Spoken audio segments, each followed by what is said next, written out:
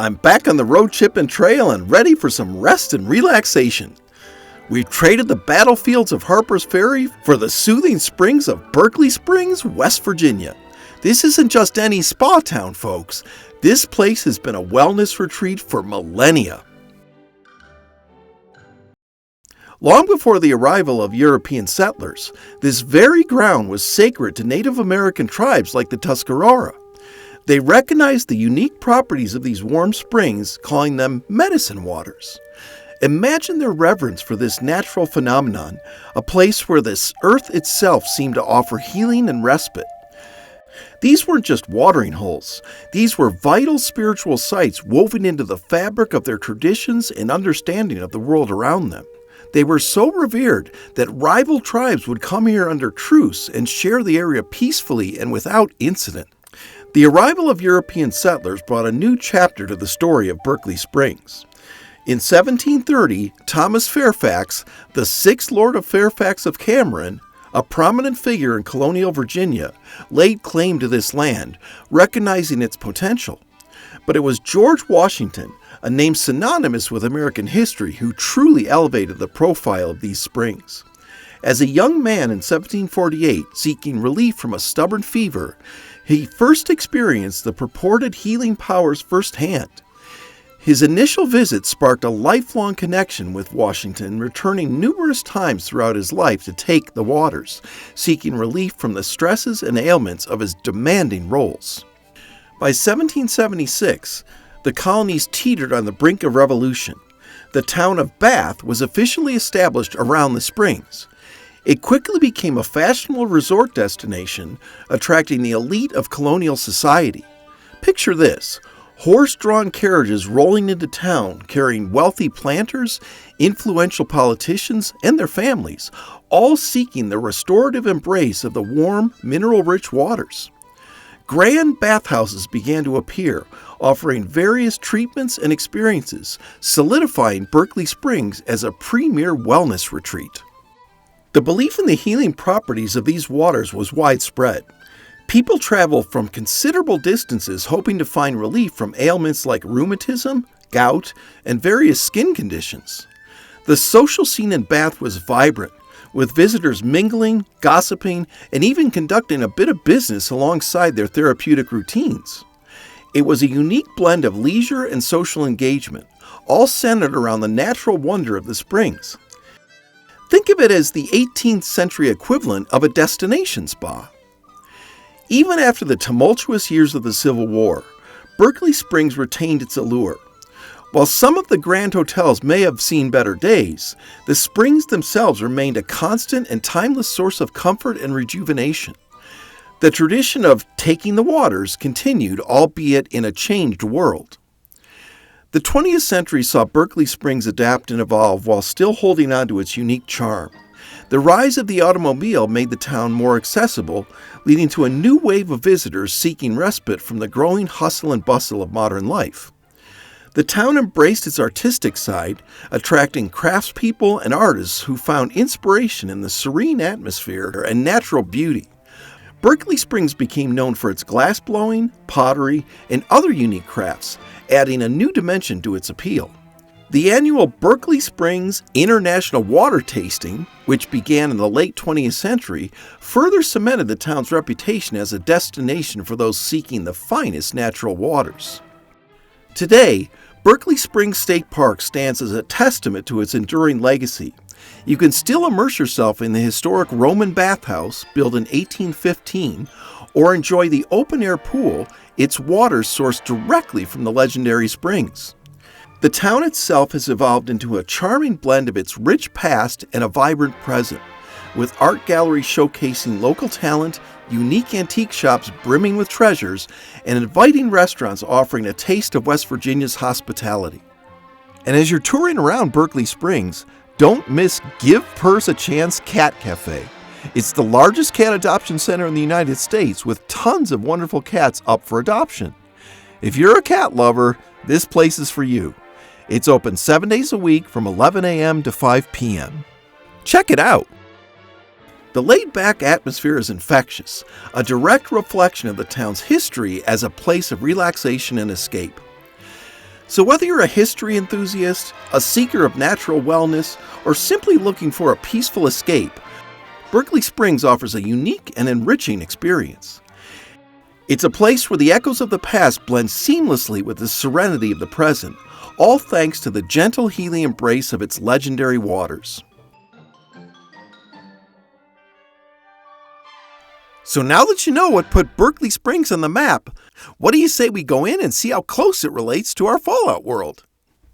Oh, jeepers, I hope those angry chefs aren't running around. So our first stop is the Berkeley Castle.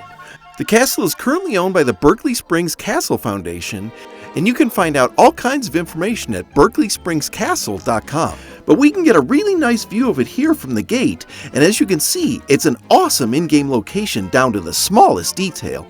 Just look at that stonework and the parapets.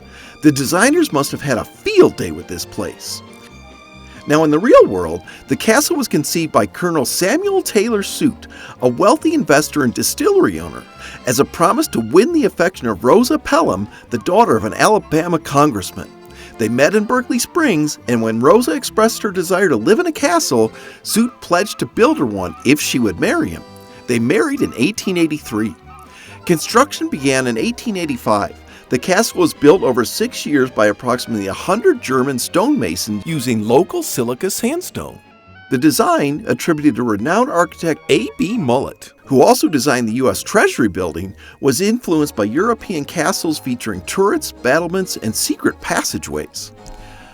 Colonel Suit died in 1888 before the castle was completed in 1891. His will stipulated that Rosa had to finish the project to inherit his fortune, which she did. Over the years, it served various purposes, including a private residence, a boys' summer camp called Monte Vita from 1938 to 1954, and a museum from 1954 to 1999. It's also been the subject of local legends, including ghostly sightings. Today, you can contact the castle about renting it for private events and tours. Visit the website www.berkeleyspringscastle.com. Now we're here at Berkeley Springs Park, right in the heart of town. It's a classic little hometown park, and as you can see, the famous springs run right through it. Now in the game, the gazebo has been replaced by a jungle gym, but as you can see by the Roman bathhouse buildings behind me, it's in the exact same spot as it is in the real world. The stone spring channels run right through it just like they do in the game, and the bridges that cross over them are in the exact same locations. You can see some of the shops and buildings right here on the street behind me, many of them faithfully restored by the amazing game designers. Great job, guys! The bridges cross over the spring channels, and it's a great way to get a view of them, whether in the real world or in the game. Whether you're looking for a fantastic coffee drink or to buy some antiques and gifts, you'll find it right here on Fairfax Street. Just across from the park is Berkeley Springs Museum, which is the best place to start your tour of Berkeley Springs. Check out the in-game version. Same exact location as it is in the real world, and it's looking pretty darn close to its in-game counterpart as well. Fairfax Street, which is lined with quaint shops, antique stores, cafes, and restaurants, looks pretty similar to the in-game version, only a lot nicer in the real Berkeley Springs. And no scorched or annoying blood eagles are going to ruin your lunch plans. Just like in the game, Fairfax Street is one of the main drags through town. It runs through the heart of Berkeley Springs, and it's a fantastic place to start a great walking tour. Everywhere you explore in Berkeley Springs, you're going to see sights right from the game, like this big brick building across the street where all those scorched hang out and have a couple turrets for whatever reason. But you'll see it, and it's right here in town. Now, the particular day I was there just happened to be Halloween, and as I passed, I got a phone call from a zombie pirate. Yeah. And actually, it's a pirate house. It's a whole house decorated in a pirate theme, and it was so cool. But the real cool thing is that Thomas Jefferson stayed in this very house. It's a historic landmark, and everywhere you go, you'll find them in Berkeley Springs. It is so incredibly historic. As I toured the town, I found First United Methodist Church, which is the church we see in the game, which, you guessed it, is in the exact same spot as it is in the real world. But check this out. It's not just the local Methodist church. It's home to Scout Troop Pack 12. Ever upwards, guys. Oh, what do you think of that, Coyote? A pack? You want to join their pack? Oh, hey, Coyote. Want to go see a movie? Cujo? Why would we want to see that? Continuing on, I discovered the Town Theater, and boy, is it a classic mid-century movie theater. Now, the building in the game doesn't have the marquee, or even look that much like a theater for that matter, but the in-game version almost looks like a Fallout version of a drive-in, so I guess that counts as a theater. I'm going with it. At the top of the street, you'll find a small park which turns out to be a lot that George Washington purchased way back in 1776. And shortly after built a small home and a stable, which he completed in 1784. How's that for some history, folks? George Washington loved Berkeley Springs, and as you walk around and experience the magic of this town, it's easy to understand why. It's a beautiful place and a simply remarkable little town. So I don't know if there's a lot of banks in the game, but here's one just in case, so... Would your dog like a treat? Oh, hey Coyote, would you like a treat? Sure. Look at that. Say thank you. Thank you. Oh, all right. She'll eat it later. That's fine. Thank you so much. Have a great day. Have a great day. Wow, what do you think of this, Coyote? Want to travel by train? Hey folks, here we are at the Berkeley Springs train station, a classic old-time train station which doesn't bear a lot of resemblance to its in-game counterpart, as you can see. The windows are in the same place and the shape is about the same, but it's not quite as classic as the real-world version, which is the typical 1940s era train station we see in so many movies. Come on, Coyote, let's keep exploring. Oh, hey, Venderbot. Nope, got nothing to trade today. See you later. Our exploration of West Virginia is far from over, my friends, and that squirrel rank's not going to earn itself. There's still countless stories waiting to be uncovered in this remarkable state.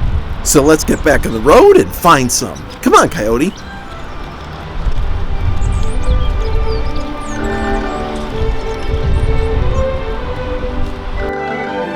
Hey folks, ready to travel back in time? I mean, really far back?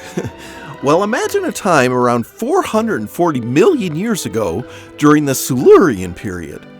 The land that is now West Virginia was at an edge of a vast ancient ocean called the Iapetus Ocean. Over millions of years, sediments, primarily fine grains of sand eroded from ancient mountains to the east, were deposited in a shallow sea. These layers of sand slowly compacted under immense pressure, cemented together to form a very hard erosion-resistant rock known as Tuscarora quartzite. Think of it as a super strong form of sandstone. Then, around 200 million years ago, at the end of the Paleozoic era, a massive geological event occurred, the collision of the continental plates, which formed the Appalachian Mountains. This immense pressure caused the underlying rock layers, including the Tuscarora quartzite, to uplift and fold. Over countless millennia, softer rocks surrounding these folds were eroded away by wind and water. Because the quartzite was so resistant, it remained standing, dramatically upended vertically in some places. Seneca Rocks, along with nearby formations like Chippin Rocks, are remnants of these ancient arching folds, sculpted by millions of years of erosion into the striking fin-like features we see today, rising nearly 900 feet above the valley floor. You can even find fossils of ancient marine creatures like trilobite trackways within the rock, a direct link to its underwater past. Long before European settlers arrived, Native American tribes, including the Seneca, for whom the rocks are named, the Shawnee, the Delaware, or the Lenape, and the Cherokee utilized the area. The famous Great Indian Warpath, also known locally as the Seneca Trail, passed near the base of the rocks, serving as a major thoroughfare for trade and war from present-day Florida to Canada. Archaeological evidence suggests Native American villages thrived near the mouth of the Seneca Creek at the floor of the rocks, with one significant village dating back about 700 years. In the Seneca language, the rocks are known as the Yoga'a or the Dezuga'a, meaning little people lived there, reflecting the area's deep connection to indigenous folklore. Later, in 1761, German settlers began to arrive in the area, which became known as Germany Valley. The Seitz family, whose homestead was built beneath the towering rocks in 1839, are a notable example of these early European inhabitants. More recently, Seneca Rocks played a unique role during World War II. From 1943 to 1944, the U.S. Army established a mountain training school here as part of the West Virginia Maneuver Area. Soldiers of the 10th Mountain Division, preparing for combat in the mountainous terrain of Italy's Apennine Mountains, were trained in rock climbing, rappelling, and other alpine warfare techniques on the challenging cliffs of Seneca Rocks. It's believed that many of the early climbing routes were established by these soldiers, and remnants of their training, like old pitons, can still be found in the rock faces today. This makes Seneca Rocks significant in the history of American mountaineering as well. After the war, with improved gear and more leisure time, civilian rock climbers began to flock to Seneca Rocks, establishing it as a premier climbing destination in the eastern United States. So from its ancient formation at the edge of a sea to its role in Native American history and World War II training, Seneca Rocks holds a captivating story etched in stone. So folks, here we are at the Seneca Rocks Discovery Center, another fantastic destination to visit when exploring the Monongahela National Forest. Today we're going to get some great views of Seneca Rocks, but that's about all we'll be doing here today as we got here a little late and the Discovery Center just closed. And as much as I'd love to earn my mountain climbing badge, it seems I'm a little short on the proper gear. So that badge is going to have to wait.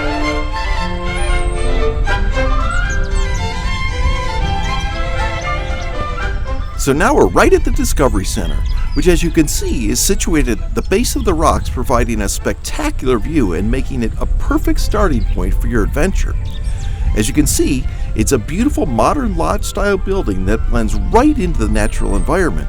Now the in-game version is quite similar, but not an exact in-game match. It's in the same location, but the style of the building is a little more retrofuturistic in the game. It has similar features to its real-world counterpart, as it's a long building with similar window styles, but that's about where the similarities end. But I'll take the real-world version, as my chances of running into a Deathclaw or a camp of Blood Eagles are a lot lower. What do you say we head over there and get a closer look? Come on!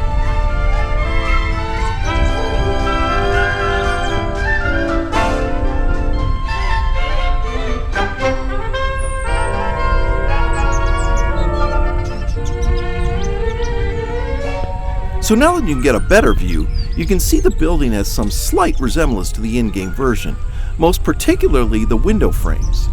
They are similar, but not quite exactly the same. The door is approximately in the same place, and the overall shape and scale of the building are about the same. Now when visiting the park, you'll want to make the Discovery Center your first stop. It's full of awesome exhibits and will help you learn all about the formation of the rocks, the wildlife that lives here, and all kinds of facts to help make your adventures here amazing. There's lots of helpful rangers eager to answer any questions and provide you with all the information you'll need. Now in the game, the house at the base of the rocks and just off of the visitor center is based on the Seitz homestead, the home to the German family that first settled here. In the real world, it's in a similar location, but not as close to the visitor center as it is in the game. As you can see, it's a pretty accurate representation.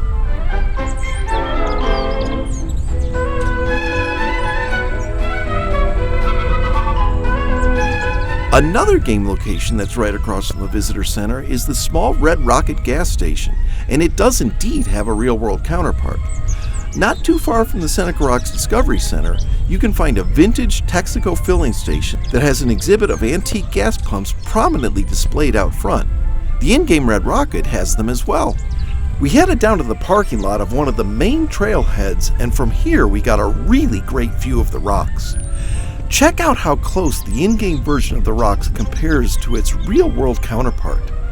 The designers seem to capture the rock outcroppings and jagged peaks just perfectly. The shape is exact and the scale is incredibly accurate.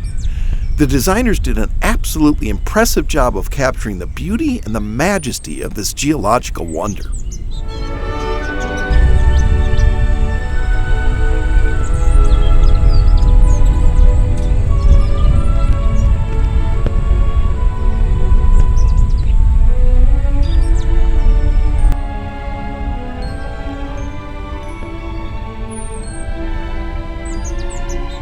Well, folks, that concludes our visit to Seneca Rocks and Berkeley Springs.